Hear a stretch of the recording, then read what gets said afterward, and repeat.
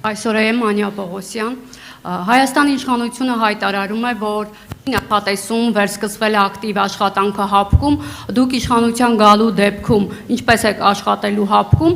եւ նշեցիք, որ Ռուսաստանը համարում եք բարեկամ երկիր, թերևս նաեւ այս հայտարարությունը նկատի ունենալով ձեր ընդդիմախոսները մտավախություն ունեն, որ իշխանության գալու դեպքում Հայաստանի Ռուսաստանից կախվածությունը տնտեսապես եւ քաղաքապես մեծանալու է, հաշվի առնելով այն հանգամանքը, որ ձեր կապիտալի մեծ մասը այդ երկրում է, ինչպես կարձագանքեք։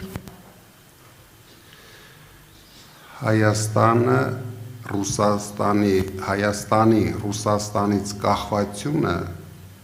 հենց հիմա ամենաբարձր մակարդակի վրա է։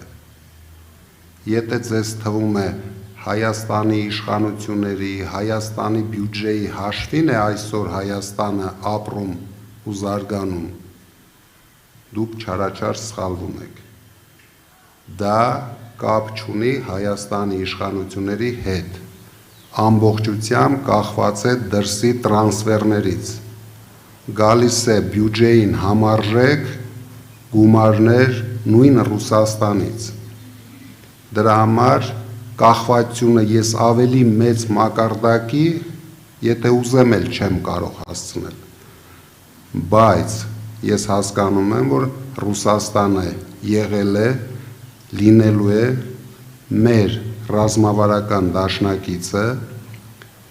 լինելու է մեր գլխավոր տնտեսական դաշնակիցը, որովհետև մենք ուրիշ հնարավորություն այսօր չունենք։ Դա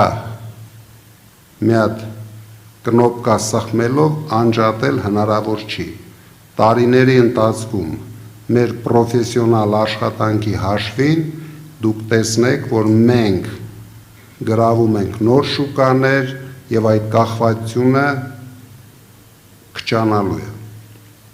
Իսկ հապկի դեպքում չարձագանքեցիք։ Հապկի դեպքում, երբ որ ներկա իշխանությունները պամպերսները հակած ինչ որ հայտարարություններ են անում, դա չեմ էլ ուզում մեկնաբանեմ, որովհետև իրենք հնարավորություն ունեին, քանի տարի արդեն այդ հայտարարությունները անում են։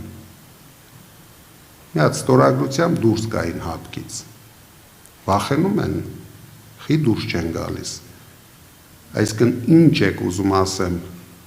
մենք չունենք երկրորդ ռազմական համագործակցության կառույցը, ոչ մեկ այսօր մեր հետ չի ստորագրի, բայց մենք չենք կարող լինելով փոքր երկիր, գոնե չունենանք ինչ-որ մեկ պետության, դե Փաշինյանը թող երեք Մակրոնի հետ ստորագրեր ռազմատնտեսական փոխօգնության պայմանագիր, ոչ թե երկեր-պարեր բեմերի վրա, կարևոր հարցեր լուծեր մեր երկրի համար։